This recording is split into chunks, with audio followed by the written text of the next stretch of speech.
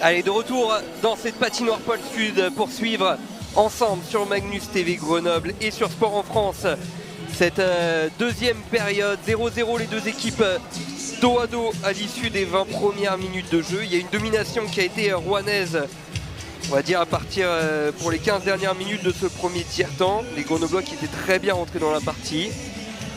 Mais au niveau des tirs, hein, on l'a dit à la fin de ce premier tiers, ça a été dominé par les Dragons rouennais. N'hésitez pas à réagir, on l'a dit, avec nous sur les réseaux, sur Facebook et Twitter, avec les comptes Magnus TV Grenoble. On en profite également pour saluer en Bourgogne Nathan et Léonore qui nous regardent. Allez, le coup d'envoi de ce deuxième tiers qui va être donné, tu l'as dit, donc premier tiers en grande partie dominé par Rouen. Au niveau des statistiques, en tout cas, Rouen largement devant au nombre de tirs cadrés. L'engagement qui a été refait mais qui va être remporté par les Grenoblois. Allez, les Dragons qui ont récupéré le puck avec Holloway. Holloway qui va essayer d'aller chercher loin sur Félan pour l'entrée en zone. Le tir qui fuit le cadre. Holloway à la bleue, on l'a vu. Il a perdu de la palette. Heureusement, il s'est bien repris parce qu'il y avait Boivin qui rôdait. Ouais, poussé après derrière, hors de la ligne bleue. Donc hors jeu qui va être très justement signalé contre les Rouennais. Alors sur les autres patinoires, Gap Angers un partout pour l'instant à l'Alp Arena. Angers qui est 3e du classement. Marseille mène à Nice dans le derby méditerranéen 2-0. Amiens mène 3-1 face à Anderlecht. Bordeaux mène face à Chamonix 2-0. Et à Cergy, Lanterne Rouge qui mène 4-0 face à Briançon. L'équipe des Jokers qui est en regain de forme ces derniers temps, notamment offensivement. Chakashvili est entré en zone mais pas les perdus, visiblement freiné par l'eau qui n'a pas encore qui s'est pas encore imprégné sur la glace. Grosse tête, le tir, ça va être à côté, il n'y aura pas eu de déviation au Kulbis. Weigel, le lancer qui est dévié, ça passe à côté. Prissin, grosse tête, Valentin grosse tête, repasse à la bleue peut-être, il prend ce tir. Ouais, la botte indirectement de Makaruf, mais dans un angle très fermé. Weigel qui va pas réussir à le contrôler. Réguche pour la sortie de zone, il va être emmené contre la bande. Ouais, les joueurs qui se font trahir là par cette glace qui n'a pas encore totalement absorbé l'eau. Et on a eu plusieurs joueurs qui se sont fait un peu avoir. On a vu Rec tout à l'heure. Holloway également à la ligne bleue. Deschamps en se retournant qui a réussi à briser les hanches là un petit peu de Pierre-Olivier Roy. Contre Rouen, j'ai l'impression. À la première supériorité numérique de ce match pour les Grenoblois. Et ça va être dégagé par le capitaine rouennais Loïc Lampérier. Ce sera une pénalité contre Gustave Bourraman pour un cinglage. Donc lui aussi, on en avait parlé de Patrick Holloway tout à l'heure, lui aussi drafté au 7e tour par Minnesota en 2015. Qui a surtout une expérience après AHL. Le powerplay grenoblois qui avait été sérieusement mis en échec par Rouen le 31 octobre. Rouen avait parfaitement su limiter les chances. 21 minutes et 49 secondes de jeu, 2 minutes de pénalité pour cinglage. En revanche, lors de la première confrontation à Lille-Lacroix, Grenoble avait inscrit 2 buts sur ses 2 seules supériorités numériques. Boivin. Allez, Grenoble dans la zone avec Boivin. On va repasser du côté de la ligne bleue. Félan qui était il me semble que c'est Deschamps à la pointe là-bas. Mallet qui va être dégagé. Ouais, Deschamps qui est dans une position assez inhabituelle en haut du power play. Et les Grenoblois qui vont prendre leur temps pour temporiser. Deschamps, qualité technique de Nicolas Deschamps qui va permettre à Grenoble de se réinstaller. Peut-être Treille. Palais qui est encore freiné par l'eau. À la ligne bleue, on décale pour Boivin, côté gauche. Autour à la ligne bleue, ça manque peut-être un petit peu de mouvement, même si Boivin est en train, là encore, de prendre sa place sur le côté gauche, sa position préférentielle. Cette fois, la passe, elle a été bloquée par Colomban et dégagée par Tommy Perret. Et Grenoble, pas particulièrement dangereux sur ce power play. La faute à un bon carré rouennais également. L'installation est assez rapide, mais derrière c'est compliqué pour les transmissions. La ligne bleue, le tir qui est pris à la crosse qui casse sur ce tir en destination de la cage de Makarov. Weigel qui va être pris dans la bande, Félan pour le dégagement. Chakashvili qui sera un peu court, Englund. Ça repasse à la pointe, c'est bien trouvé dans l'axe pour l'ouverture du score sur cette première supériorité grenobloise. C'est Aurélien Der, il me semble, qui vient envoyer un missile dans la lucarne de Makarov. Les Grenoblois qui prennent les devants dans cette seconde période. Sur une action pas particulièrement construite, j'ai l'impression, des hommes de Perry-Handberg. On a eu du mal à beaucoup mettre le danger sur ce powerplay, mais la première vraie situation finit au fond et Aurélien Der trouve la lucarne du gardien rouennais de Carous. Ça fait donc 1-0 pour Grenoble, alors que Mallette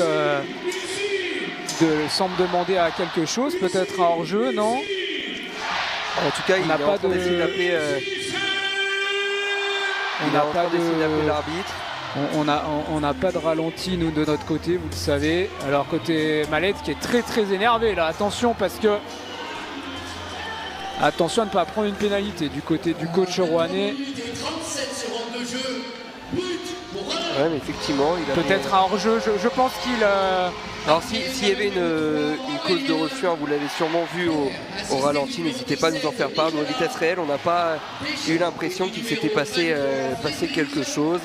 Ou peut-être qu'il pèse sur la pénalité, enfin sur la justification concernant la pénalité, peut-être, je ne sais pas.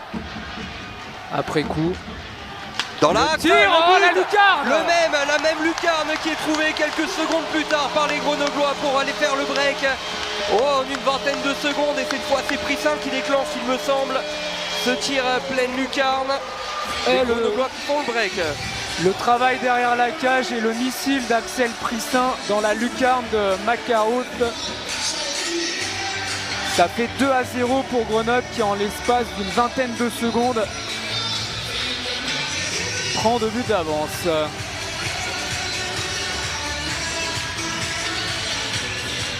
Côté rouennais, ça a continué après le but à discuter avec le corps arbitral, notamment Neza et Yeo. Ça fait 2-0. Riguche à l'engagement contre Beauchemin. Pas les récupérer par Anthony Rek. Ça va être envoyé au fond vers Matija Pintaric. Grosse tête gagnée par Anthony Rek qui met le palais tout de suite à la cage grenobloise. Et il n'était pas encore tout à fait dans sa cage, Matija Pintaric. Englund. Pas l'air dégagé, mais est-ce qu'il va annuler le dégagement, le Grenoblois? Non, dégagement interdit. Beauchemin pas assez rapide face à Yeo. Et on en profitera pour saluer Thierry qui nous écoute. Et Marc, Camille et Alexia qui nous écoutent depuis le Canada.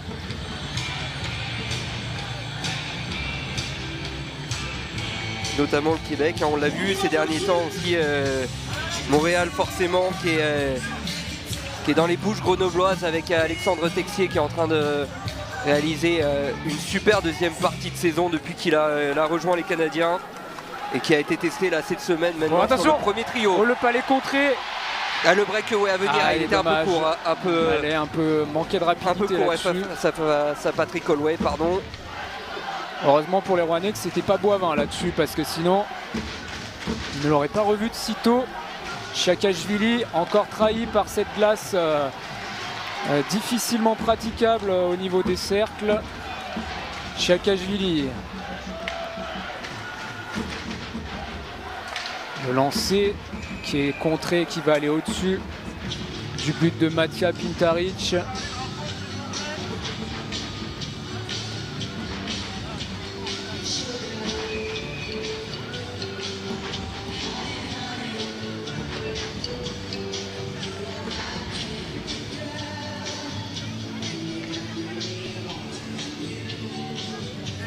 La mise au jeu remportée par les Dragons. Mais c'est encore pas les gagner, hein, forcément. Et là, cette fois, il y a un 2 contre 1. Il est tout seul face à la cage. À venir dans l'axe, face à Makarus.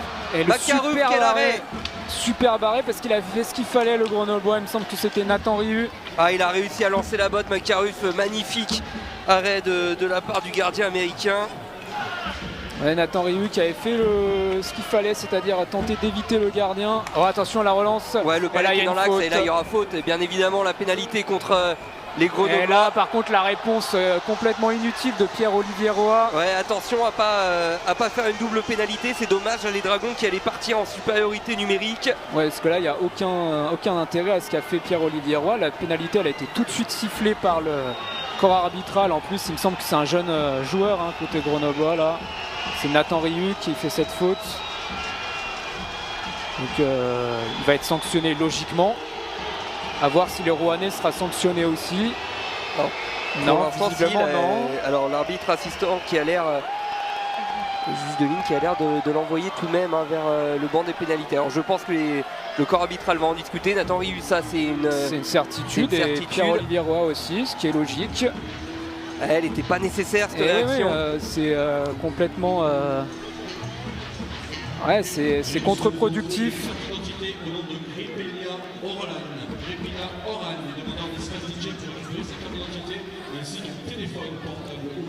Et est-ce que ça va être seulement une méconduite de 10 minutes ?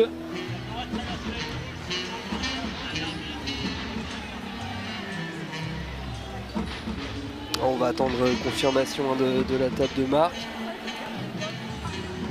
Peut quand même sortir, on sait jamais, hein, pour Rouen avec un 2+2 côté Grenoblois et un 2 minutes seulement. Mais étant donné que le Grenoblois a l'air d'avoir été amené au sol très rapidement, la logique voudrait que les deux prennent 2 minutes. Hein. Je pense qu'en tout cas de ce qu'on voit plus récemment, on a plutôt les arbitres qui ont plutôt tendance maintenant à mettre 2 minutes et j'ai l'impression que les arbitres vont être à 5 contre 5, c'est ça, logiquement. On va rester à égalité numérique, donc les deux pénalités s'annulent. On va attendre confirmation quand même.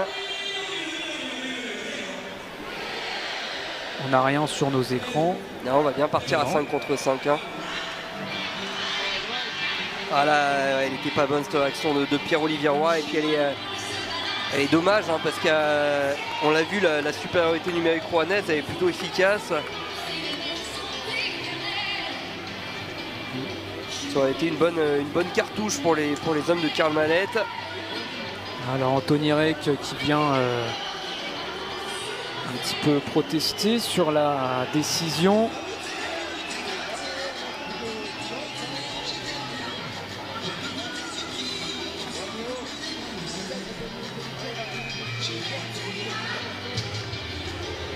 Allez, on est de retour au jeu avec la France.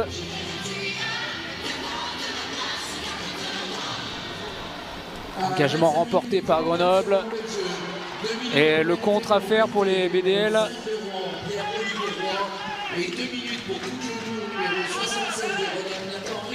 Holloway, Vigniers. Vigniers, il a réussi à prendre l'axe. Il va être envoyé sur le côté gauche par le nouveau joueur de cette formation grenobloise, Culpis Marino. Le palais dans la bande, à la ligne bleue. Pour Vigniers, plein axe, il n'a pas réussi, ça ramasse. Et là, il y a peut-être quelque chose à faire côté grenoblois. Ça a fait non, elle n'est pas rentrée. J'ai pas l'impression qu'il est passé à la ligne. Elle n'est pas rentrée, il va aller regarder la vidéo, mais je pense qu'elle est sauvée sur la ligne. Ouais, je pense qu'elle a été parfaitement sauvée. De là où on est, il ne nous semble pas qu'elle soit rentrée. Et ce tir entre les jambes de McCarroll qui n'a pas pu geler ce puck. Et je pense qu'Aurélien Der a l'air de dire qu'elle n'est pas rentrée à Carroth. Il n'y a pas trop de...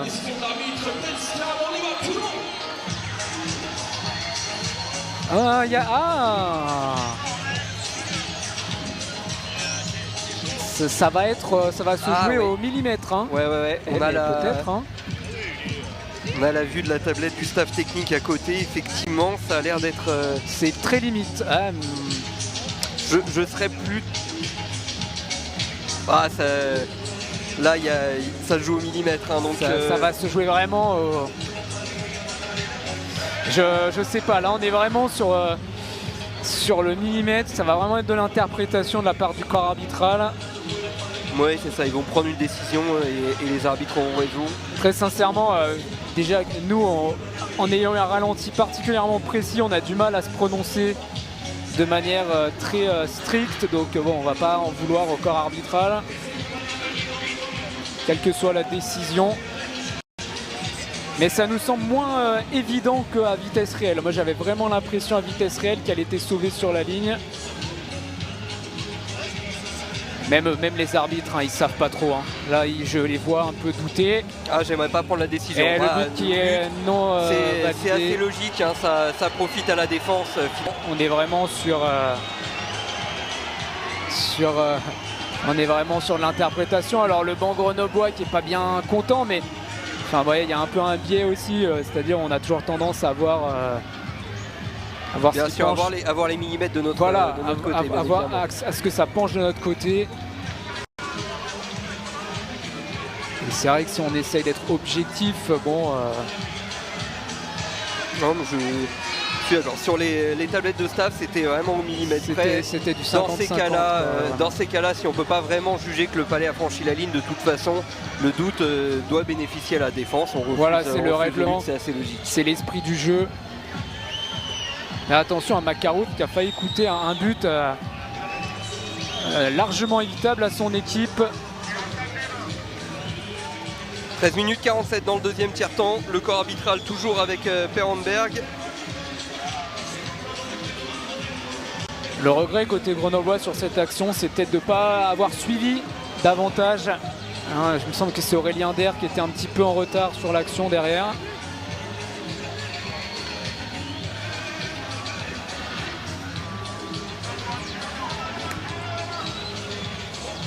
Allez, on va pouvoir jouer un nouvel engagement. Robin Colomban contre Frédéric Weigel. Attention. Le match qui est en train de se tendre. On sent quand même la tension là augmenter au fur et à mesure de la rencontre. Fil des minutes.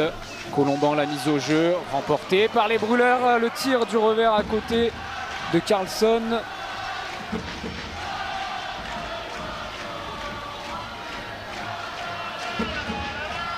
Carlson avec Weigel. Carlson dans l'angle fermé, repoussé par Carruth.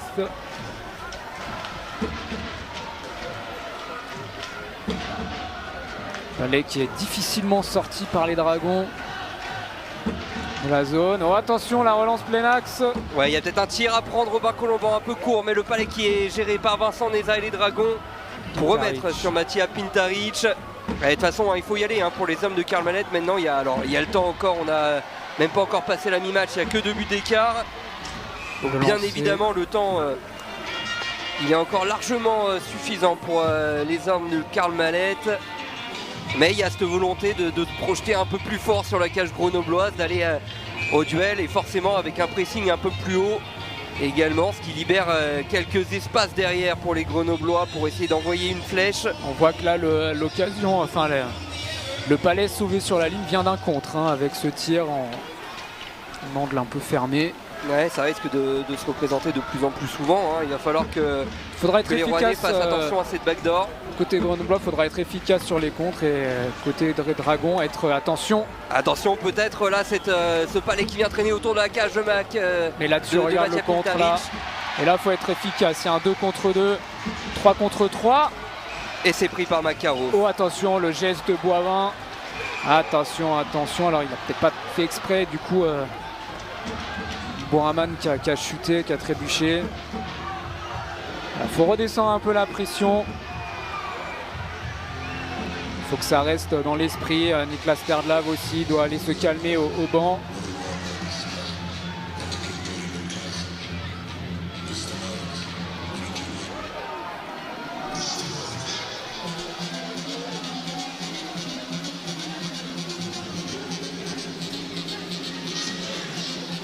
Ça donne une mise au jeu aux Grenoblois dans la zone offensive. Les deux pénalisés, toujours en prison. Ils ont pris 2 minutes, non? Alors à moins qu'on n'ait pas passé les 2 minutes avec tous ces arrêts de jeu, mais...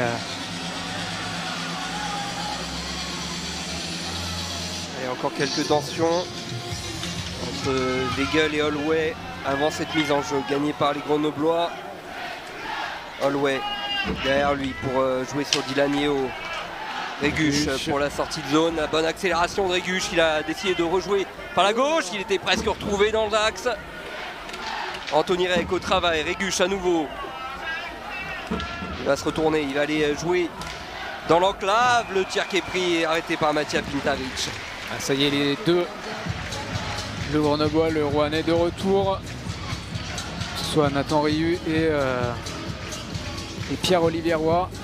Et on salue aussi les chatteurs sur l'application des Brûleurs de l'eau et bien sûr aussi aux supporters rouennais qui nous écoutent depuis le Novik Stadium où l'antre du Dragon sont diffusés les matchs extérieurs des Dragons de Rouen, tout comme les matchs de Grenoble sont diffusés du côté du 968.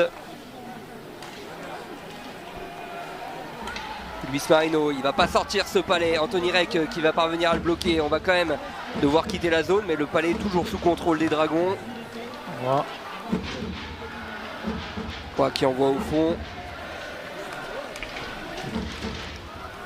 Attention, on va se faire récupérer le palais. Luis Marino qui envoie au fond également. Ouh, la Boraman, il a été séché hein, contre la bande. Et Grenoble qui arrive à davantage conserver le puck dans la zone sur ce deuxième tiers. Et là, la charge de trait. Attention à ce que ça reste quand même dans les limites. D'air. Roy. L'entrée de zone pour Pierre-Olivier Roy qui va laisser derrière lui pour son top scorer. Anthony Reck, Roy à nouveau pour aller faire le tour de Matija Pintaric. La France, il va rater son tir. Mais ça aurait pu tromper la défense grenobloise malgré tout. Et là les Rouennais la bonne bataille dans la bande pour récupérer le palais. C'est renvoyé au fond. Ce sera sauvé par les Grenoblois. L'opposé, il était tout seul. Ouais, mais il a été gêné par il vient rentrer dans l'arbitre principal de la rencontre de ce soir. Ouais, monsieur Crégu il me semble. Ah, c'est dommage, il était seul au second poteau. Gressac, c'est pas terminé, il y a encore une occasion, une flèche à placer pour les Dragons de Rouen. Le tir de la France, il était masqué, c'est arrêté, c'est en plastron de Matija Pintaric. Et ouais, c'est la France qui est venue devant Pintaric, un peu proche, qui a le droit à une petite reprimande d'un défenseur.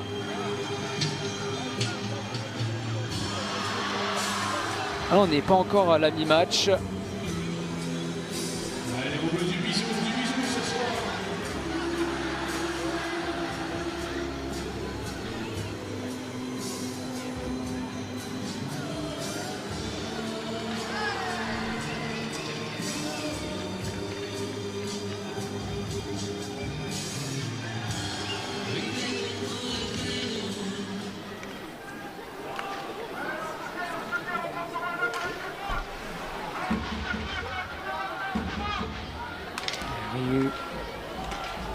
Et le pressing qui s'intensifie du côté des Rouennais. Ça va être un palais encore gagné par Vincent Neza. Le palais à la cage sur Matija Pintaric, bloqué par le gardien grenoblois.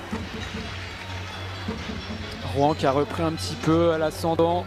Il y a du mieux, effectivement, dans ce que proposent les hommes de Karl Mallet.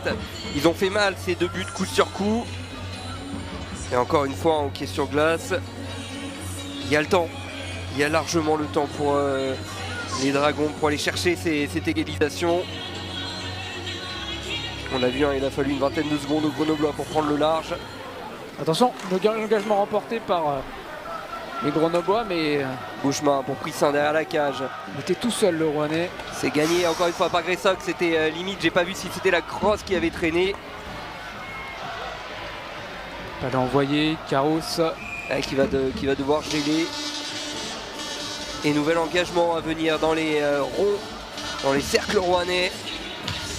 On vient de passer la mi-match, 9 minutes 56 à faire dans cette seconde période.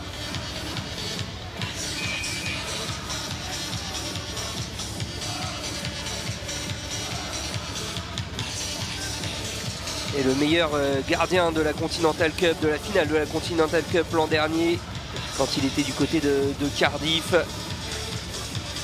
s'est incliné à 2 reprises dans cette seconde période. Prissin. Boivin, c'est bien joué. Il a fallu un très très bon retour de Pierre-Olivier Roy là-dessus. Heureusement, parce que alors sinon... C'est pas fini derrière, c'est bloqué par Pintaric à nouveau.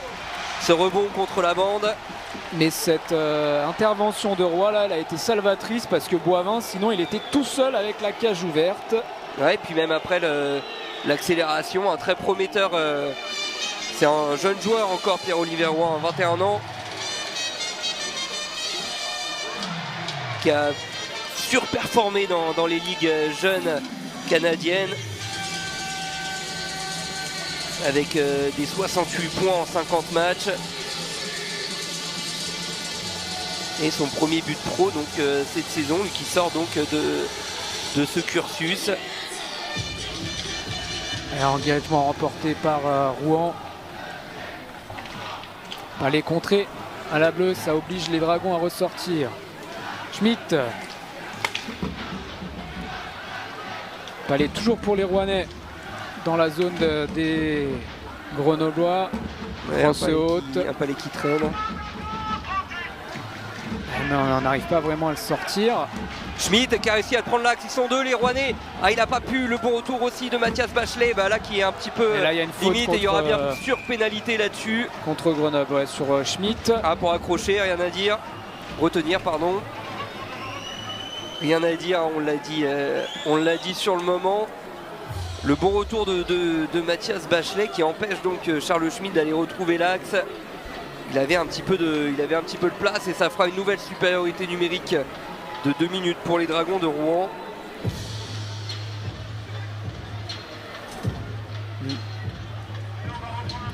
Et l'occasion pour revenir pour les hommes de Karl Mallet, elle est très importante cette supériorité numérique.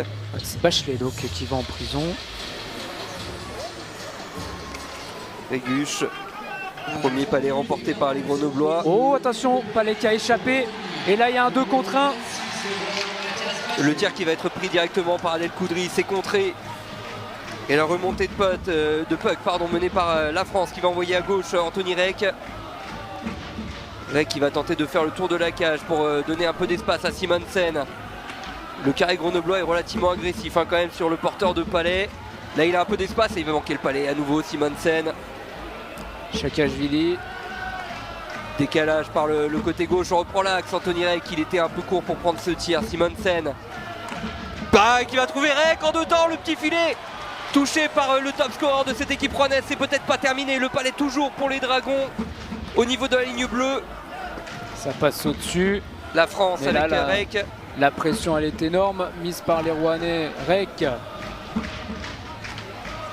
À la ligne bleue, on va switcher de l'autre côté pour Simonsen à nouveau. L'intervention de Mathias Pintaric. Et on voit le Palais en tribune. Mais quelle occasion véritablement d'Anthony Reck là-dessus. Et Mathias Pintaric qui vient faire le double arrêt face au top score français. Magnifique arrêt.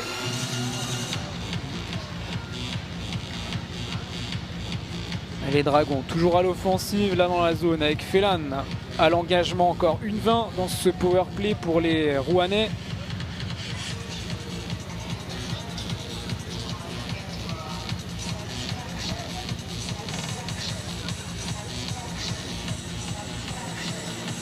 Alors, il y a un problème de chrono encore visiblement. Allez, on salue Cédric et Héloïse qui nous regardent ce soir aussi, supporters grenoblois. Et on salue Lucas aussi qui nous indique qui pour lui voit quand même un retour de Rouen dans le 3e tiers. Mais il pense que ce sera compliqué pour le 2e Attention, tiers. là, la riposte, la Rouen grenobloise qui est absolument pas nécessaire sur cette mise au jeu. Il semble que c'est Weigel, ne pas prendre une seconde pénalité. Ouais, il reste encore une petite minute à faire dans la pénalité de Bachelet. C'est sûr que c'est pas le bon moment. Ouais, il y avait pas, qui domine ce 2e tiers-temps au niveau du score et aussi dans le jeu. Hein. Les bonnes occasions, elles sont grenobloises. On en a vu beaucoup aussi du côté de Rouen. C'est un tiers qui est bien plus équilibré que le premier. Oui, effectivement, il restait un peu moins d'1 minute, et pas 1 minute 26, comme je l'ai dit précédemment, dû aux erreurs de chronomètre Holloway. Côté gauche, Andlon fermé par Pontus Englund. Il a voulu temporiser Pontus Englund. Et c'est un palais qui va être bataillé maintenant dans la bande, Lampérier. Quelques secondes encore gagnées par Grenoble, mais dans une zone assez Attention, dangereuse. il est un peu retenu, le Grenoblois, il va le dégager, ce puck, voilà qui est fait. Carousse.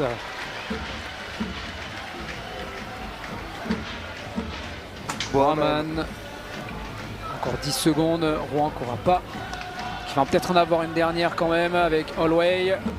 Ouais, le palais porté par Holloway sur le long de la bande. À l'opposé, il manque le tir. Et attention il au manque compte. la reprise. Attention au compte. Attention parce que là il est tout seul. Ah, il rate sa passe, Aurélien Der. La glace qui a fini par prendre quand même depuis, mais effectivement les joueurs qui perdent beaucoup le contrôle de cette rondelle dans ce second tiers-temps. Boraman qui va être pris par grosse tête. Ah, mais l'occasion de Chez Gressok au second poteau. Nikou conserve le puck dans la zone. Attention face à la France. Beau retour. Ouais, en se retournant, ils sont à 3 contre 2, les Grenoblois. Le tir, le 3-0. On l'a entendu sonner. Cette transversale pour les Brûleurs de Loup, ça fait 3-0 dans ce second tiers-temps. Oh, les Brûleurs de Loup qui prennent véritablement la mesure de ce match. Sous la transversale, ce tir de Beauchemin. Après une bonne récupération de Mallet. Le centre en retrait et le lancer sous la barre. 3-0 pour Grenoble. Laissé libre dans l'axe Beauchemin et qui allume. Ouais. Juste après cette pénalité rouennaise qui avait été infructueuse. Les hommes de Karl Mallet n'avaient pas réussi à se mettre en position pour pousser le palais au fond de la cage de Mattia Pintaric et qui font finalement punir dans la foulée par les Brûleurs de Loup. Ça fait 3-0. Marqué par le numéro 49, François. Allez, Carouf. Bon retour de Roy. Yeo pour l'entrée de Yeo. zone. Et il a réussi à la prendre, hein, cette vitesse, il a réussi à passer Dylan Yeo. Nicolas Deschamps qui va remettre du pied vers Bachelet. Attention encore, là, trompé par la trajectoire du palais. Yeo, pardon. Colomban. Bah, il est passé Colomban pour trouver Anthony Rek. Le revers d'Anthony Rek, c'est touché par Pintaric. Anthony Rek à nouveau. Réaction rouennaise, Rek. Chiakashvili, le lancer de Chiakashvili repoussé c'est la par botte. Pintaric. La botte de Mattia Pintaric. Ah, on les connaît, ces lancers de Chiakashvili à la bleue. Chiakashvili en possession, cette fois dans sa zone défensive, chassé par Sacha Trey. Chiakashvili. Ouais, mais la passe interceptée par un Grenoblois. Schmitt. Adel Koudry qui cherchait le fond de zone.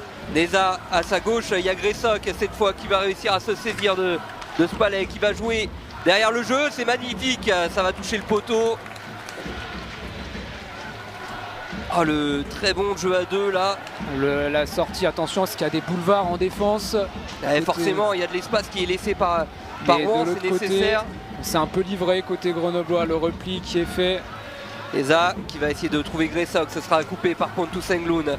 Le palais à la bleue avec Réguche et l'arrêt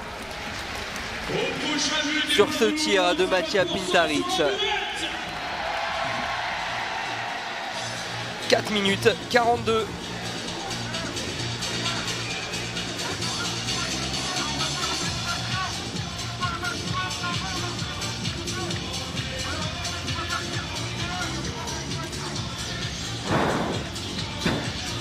Réguche. Kubis. Rec dans l'axe, c'est touché touché par Matija Pintaric. L'occasion elle était bonne pour les Rouennais. C'est pas terminé peut-être avec Bouraman. Rec qui rejoue avec Bouraman à la ligne bleue. Rec. En recherche d'une position, Anthony Rec qui va essayer de décaler derrière lui Simonsen. Et là les Rouennais qui s'installent vraiment. Simonsen pour aller chercher la lucarne. Derrière la cage. Avec l'effet d'optique, j'ai cru qu'elle était dedans. Oh, elle est là, la grosse session rouennaise autour de Matija Pintaric. Ça tient pour l'instant pour les Grenoblois, mais pour combien de temps? Lampérier. Holloway à la bleue. Chakashvili qui passe une fois, deux fois. Les grilles de Chakashvili. La grosse séquence des Dragons, Vigniers. Et qui bloque les Grenoblois surtout dans leur zone depuis quelques secondes maintenant. On l'a vu, là il y a eu un changement à la volée du côté rouennais. Les Grenoblois qui n'ont pas eu bonne intervention. bloqués. Elles sont en fin de présence après là, les Grenoblois. On va se contenter de lancer au fond pour changer. Mais attention parce qu'il y a un Dragon tout seul au niveau de la bleue offensive. Ça a été touché, il n'y aura pas de dégagement interdit. Pintaric. Ouais, attention, pressing, hein, Vigniers qui a réussi à s'en saisir. Le contre, il va être Grenoblois à nouveau. Il y a un 3 contre 2. Boivin qui est tout seul. Dommage. Mallet, Beauchemin, Boivin. La ligne offensive des brûleurs de loups. Boivin passe par la bleue. Mallet derrière la cage de Carros. Pour retrouver Boivin à nouveau, non, ça va filer vers le long de la bande. Oh, attention Lampérier, mais bien couvert par terre de lave. Englund qui va essayer de renvoyer rapidement vers Boivin. En fin de présence, le top scorer grenoblois. La France. Allez, récupéré par Deschamps en zone neutre. Oh, attention. Attention, la France. Le tir dans le petit filet. C'est pas passé loin. Ça continue pour les Rouennais. C'est un palais qui va être regagné rapidement derrière par Grenoble avec Pontus Englund. Le palais dans l'axe qui est gagné par les Rouennais. Il y a une pénalité contre Rouen qui va être sifflée. C'est dommage parce qu'il y avait une grosse occasion à faire pour les Dragons.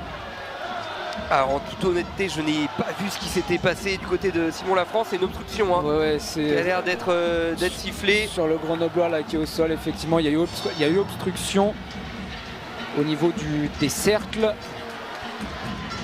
Et ça offre un power play à Grenoble. Le premier a été efficace. Alors pourtant, Grenoble parvenait pas forcément à être dangereux sur leur première supériorité numérique, mais ils ont marqué sur peut-être la seule vraie occasion.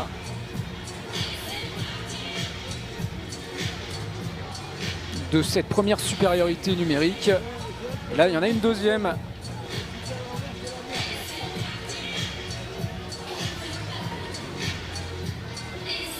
Félan face à Weigel pour la mise au jeu.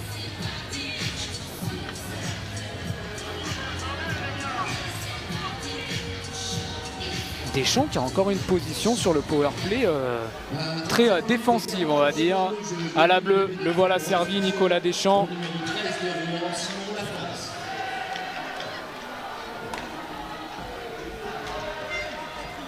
Englund.